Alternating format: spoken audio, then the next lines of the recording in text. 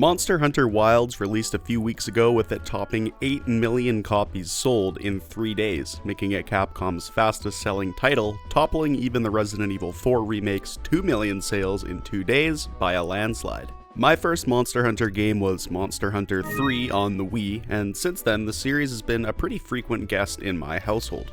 After all these years, if there's one thing I've noticed about this franchise, it's that Capcom really likes to experiment with mechanics and how the game plays from entry to entry. Now, I'm not sure if they're constantly just trying to push the envelope to see what sticks, or if the idea here is to try to give every different type of player in their player base their own Monster Hunter game with the particular style of play that they like to kind of enjoy as their main entry in the series. I think it's probably a bit of both, but whatever their business plan is, it's clearly working. Wilds is no different, with it being somewhat similar to how the last entry, Monster Hunter World, played, but with quite a few changes that I've heard a lot of positive and negative feedback about. So let's get into these changes, starting with one of the big ones that I personally view as a huge positive evolution of the series, and that would be its storyline. Monster Hunter Wilds has by far the most story focus we've ever seen in a Monster Hunter game to date. The characters introduced here are a lot more fleshed out than previous entries in the series, and the overarching story between them has much more depth to it. A lot of this is helped by the fact that your hunter is now a completely voiced character. You can even customize their voice in the game's pretty rad character creator.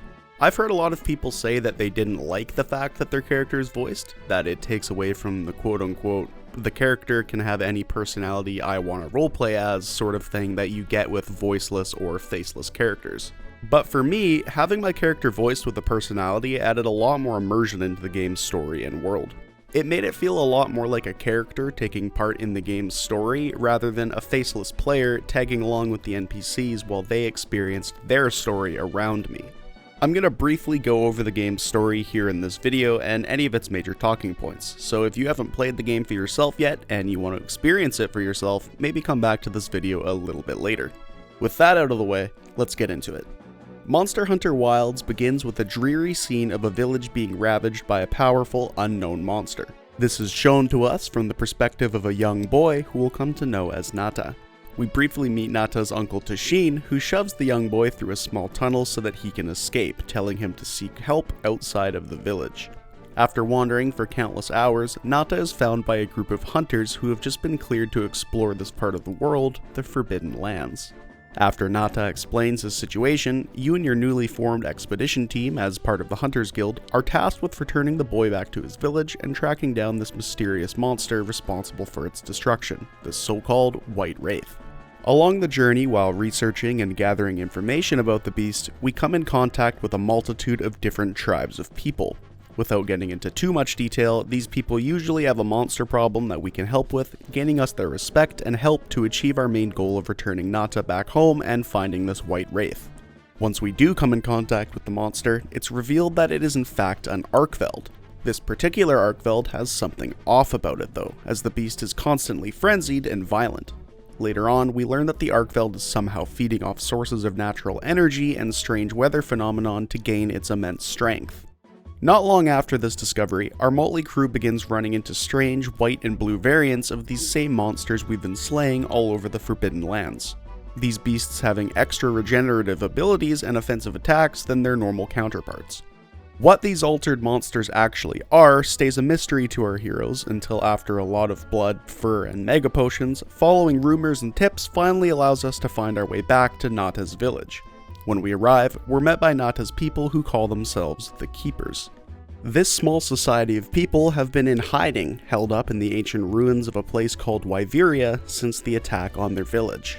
After reuniting Nata with Tashin, he'll reveal to us in our group that these strange white and blue variants of the creatures we've been seeing are actually something he calls Guardians. These are genetically engineered monsters created by the Keepers in the past centuries to defend them from the threats and monsters of the Forbidden Lands. In the modern day, after the collapse of Wyveria, these Guardians are now waking up from their cocoons with no masters, and they're beginning to form a sort of sense of free will. Arkveld is one of these Guardians. Nata does not like this concept at all, with him having this to say about it. Tashin, out there, I saw many things. Many people, creatures. all living life to the fullest. Life. Is that what you call this? Constructed husks that can't even eat? Locked away when they're no longer needed? Arkveld. All it wanted was to be free! And I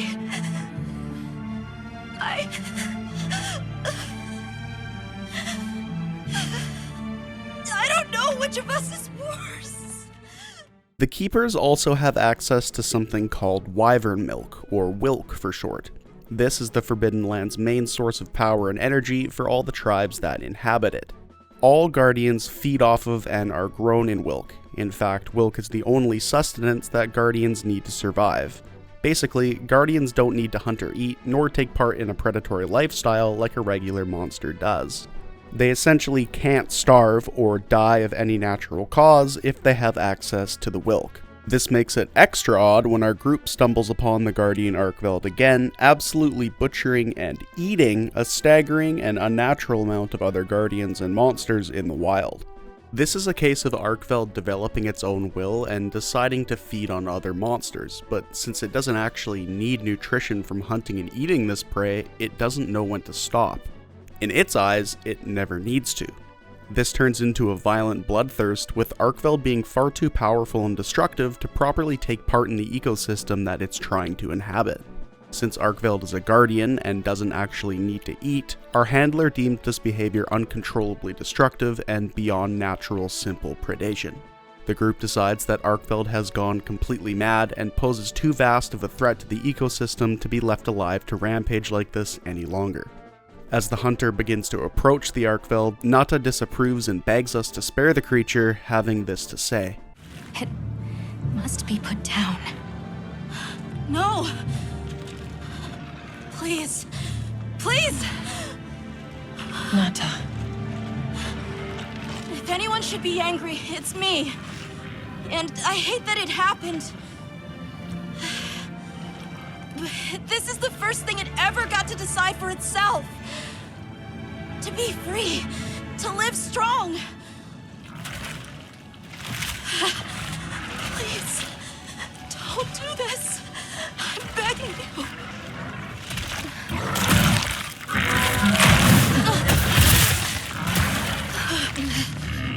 It can't control itself. The path we must take is clear. No, please!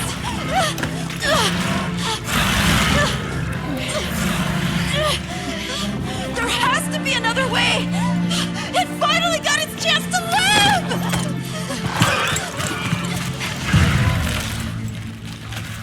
Unfortunately for Nata, his pleas fall on deaf ears, and our handler authorizes the elimination of the Guardian Arkveld. After the battle, Nata mourns the death of the Arkveld, but soon enough comes to agree with the actions of the Hunters Guild. Meeting back up with Tashin, he explains that the Keepers also created a piece of technology called the Dragon Torch, which essentially forces the Forbidden Lands to remain in a state of fertile, calm balance, and from what I can gather, it malfunctioning is what was creating the weather anomalies that Arkveld was using to harness power. Inside of that Dragon Torch was placed a dormant ancient super weapon called Zoshia. It was placed there to essentially guard the Dragon Torch and ensure that the Forgotten Lands stay in this state of tranquil peace. The problem is, Zoshia's absorbed so much power from the Dragon Torch that it's about to wake up again, and last time it did, well, it's the reason why Wyveria is still in ruin. To prevent the beast from waking, the only known course of action is to use the pendant that Nata has had around his neck for the whole game to destroy the Dragon Torch and cut off Zoshia's source of power. Unfortunately, doing this would also cut off all of the Wilk energy that the rest of the Forbidden Lands tribes have built their societies on, altering life in the region for the worse forever.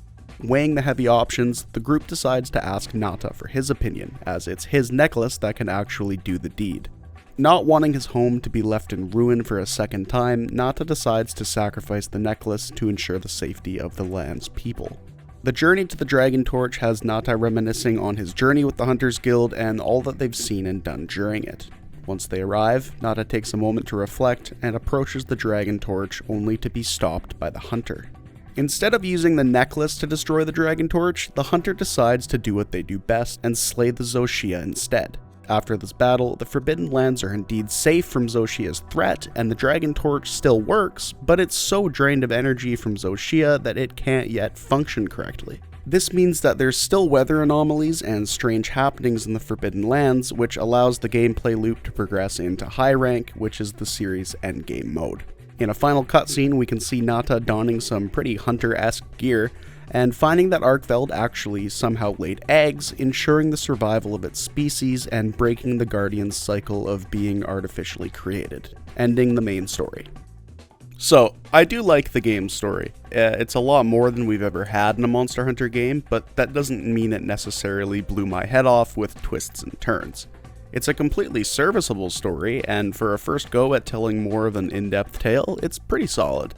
I personally found Nada a little bit annoying at parts, with him always losing his temper at the sight of the Arkveld, either yelling at the hunter to kill it, or he'll do it himself, as a 12-year-old boy, mind you, or yelling at the hunter not to kill it because now he feels bad that it was bred and kept in captivity originally. Now, I understand that he's a literal child, and a traumatized one at that, but like, bro, you ain't gonna take my weapon and 1v1 this thing if I'm not going to. Even traumatized people can use their heads a little bit and realize that that's just not possible for a child. He's not a dumb kid either, so it kind of goes against his character for the rest of the game. I also don't understand his sudden change of heart about the Arkveld. Yes, it was bred to guard the Keepers originally, and it didn't have freedom, but it never knew better than that until now, and as soon as it did know better than that and gained consciousness, it decided to assault your village. Why have mercy on it? It's a genetically engineered war machine dragon. Who cares if it used to be enslaved? It still massacred your people as soon as it wasn't. I'd wipe that thing off the face of the earth, even if I don't exactly like how it was originally treated on an existential level. Other than that, though, I like Nata and the rest of the characters in our little trope as well. Again, nobody has a jaw-dropping story arc or anything like that, but you spend a lot of time around these guys and they're pretty easy to grow to like. That's a stark difference compared to Monster Hunter World, where I honestly can't even remember a single character's name with the exception of my own. Now that we've gone over the more enjoyable storytelling aspect of the game, let's get into some of the things that have been added and changed in Wilds. First and foremost, we actually get a mount now here in Wilds. These are bird/raptor-like creatures called Sacrets, and their colors and accessories are all customizable near the beginning of the game. Now, the Sacrets are really cool, and I think they do serve a good purpose as the maps or areas in Wilds are so much bigger than we're used to, but the thing is, if you mount your Sacred, it automatically moves for you on its own, and it takes the most efficient route to get to your waypoint, or sometimes even just the monster you're hunting outright, which kinda takes the hunt out of Monster Hunter. It will always do this as soon as you get on it until you manually hold a button down to take control back, which really kinda sucks. As soon as you let go of the button, the Sacred will take control back and begin heading towards your waypoint/target again. I found myself feeling like I was constantly fighting my Sacred for control. For example, if I saw something in the distance I wanted to go check out, I would call my Sacred to attempt to go over there, and instead of going that way, the Sacred would take off in the polar opposite direction of where I wanted to because I forgot to hold the manual control button down and it's trying to go to my waypoint. The Sacrets are also really hard to stop for some reason. I believe you can change how the Sacred controls actually work in the settings and even disable their auto-pathing, but as the default quote-unquote intended control scheme for the game, I don't know, it sorta feels bad if I'm honest with you. In the same breath though, if you're gonna load into a map and your only goal is to go to and kill a monster, there's no better or efficient way to do it than your trusty Sacred. These guys' intended purpose was to streamline the gameplay loop on these larger maps, and they do that very well. For example, if you're fighting a monster and it flees on you, you can hop on your Sacred and let it auto-path right behind the monster while you sharpen your blunted weapon, or you heal, or buff, or maybe switch your inventory around in the menus, all while not having to worry about controlling the bird at the same time, which is super useful and really does streamline the experience. There is a few times during the story where the game forces you to mount up and then forces the mount to slowly walk while the characters either chat or sometimes just point things out to the player for a few minutes. From the very first time Wilds did this, I was not a fan. These little sections drag on and they really kill the pace of the game. I think the point of this is to allow the player to take in the environment and wildlife instead of always just darting past everything, which is cool, but like, let me do that if I want to. I don't need to be artificially slowed while I'm supposed to still be in control of my character. If I want to stop and smell the roses, I will. And you should too, because Wilds has a host of beautiful and detailed maps and regions with new dynamic weather effects and changing wildlife behavior that can pretty easily just kind of get missed and not given the attention it deserves if you let the sacred sorta just sprint you along the same path every time. I would highly recommend maybe holding off on calling your sacred every now and then and manually exploring these areas on foot like you would in an earlier Monster Hunter game. This video was recorded on PC with all the settings completely maxed, and I can't believe that people say that they think the game is ugly. For the series' more stylized art style, this is the best looking Monster Hunter title to date. In these new and improved zones, monster behavior has also changed for the better, with full-sized monsters now being able to travel in packs, led by an alpha version of whatever type of monster it is. This not only makes hunting these monsters more interesting, but it can also cause quite a spectacle of chaos when a turf war happens between two full packs. It's pretty cool. Speaking of monsters, Wilds comes chocked full with brand new monsters. The devs really went off here with some of my favorite looking monsters in the series so far. They've got slimy, squid-looking monsters, and even a few really cool insect or spider-like monsters that we haven't seen very much of in the past entries, which is nice to finally see. Even the less unique new monsters are incredible looking and vary quite a lot in look and feel between one another. You never know what you're going to get, and in typical Monster Hunter fashion, it's always a blast to discover and take them down. Once you do, you of course carve them up and use their bits and pieces to forge yourself some new weapons and armor, which also look insanely cool. I seriously can't say that there is one set of armor that I couldn't find at least something I liked about in Wilds. Mixing and matching the male and female versions of each set can make for some awesome looking combos, and I found that mixing different monsters' armor sets together looks a lot more appealing than ever before for the most part. It's very easy in Wilds to make some serious custom fashion hunter outfits, and that's something that I always enjoy in any game. The same here goes for weapons, with every different monster's take on the weapon changing its looks sometimes quite drastically. On the topic of weaponry and armor, up next let's talk about the combat. Monster Hunter Wilds introduces a new focus mode mechanic which changes up the flow of combat for, I at least think, the better.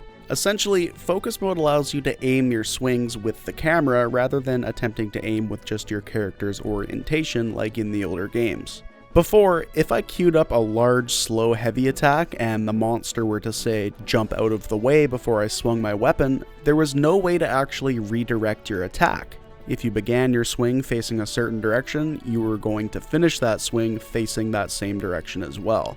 No amount of joystick spinning or camera rotation would orient your character once they began the animation. Here in Wilds, if you hold L2 on a PS5 controller at least, a reticle pops up on your screen and your character will orient themselves to whichever direction you put that reticle, no matter what. So now, if I swing at a monster with a slow heavy attack and it jumps out of the way before I can actually start to swing, I can use the focus mode to move the camera to the monster and my character will turn mid-animation, which is a huge improvement to the feel of combat on a base level. Focus mode also allows you to aim your stinger and even grab items from the environment at range using your stinger, which is another great quality of life addition.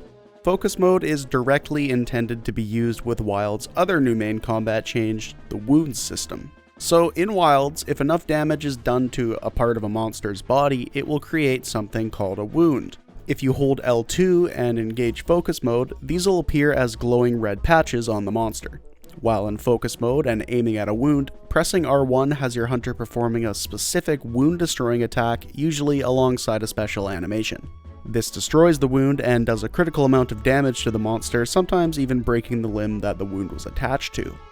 This gives combat a bit more of a moment-to-moment goal rather than simply trying to hit the monster over the head, adding just a little bit more depth that I think the combat in World severely needed. A quick side note, I found that as long as you connect with your first hit using the R1 wound attack, you'll always finish the combo and destroy the wound whether or not you're aiming at the wound or if the monster is even near you. There were plenty of times during my first playthrough where I would begin my wound attack combo right as the monster was leaping across the arena. leaving me swinging at literally nothing in front of me, but seeing damage numbers across the screen still, which is a bit of an odd game design choice. I think I can understand why they did this, as even large monsters do move quickly and they can very easily step out of your direct attack range while they're thrashing around in place, or they can turn around at any time or shift a little bit, so to give the player a bit of grace by letting them still do damage to the wound they decided to attack, even if the monster suddenly turns around on them, is a good idea, but you'd think there'd be a limit on the distance that this can work at.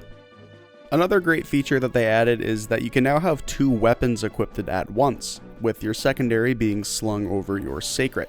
You can jump on the bird and switch back and forth from your primary and secondary weapon as much as you want. I personally didn't find myself using this all that often, as I really like the switch axe, but I can see it becoming really useful once I'm further into high rank. This mechanic would allow you to set yourself up to handle, for example, both long and close range issues on the fly, with different weapons for each situation at your disposal. MonsterHunterWilds continues the trend of breaking the mold and making big mechanical and narrative changes to the series for the betterment of it as a whole.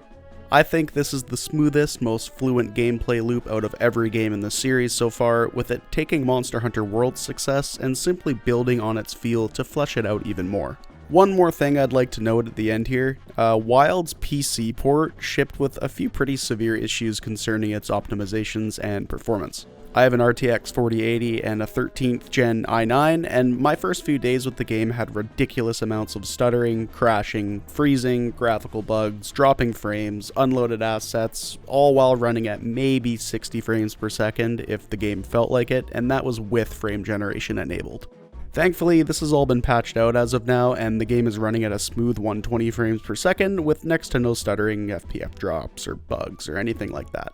That's the main reason why I waited to make this video, because any footage that I recorded just looked like absolute shit on the release day version of the game. Anyways, thanks a ton for watching. If you enjoyed this video, drop a like and subscribe if you want to see more. If you're feeling extra love for Capcom today, take a look at some of my Resident Evil videos in the cards.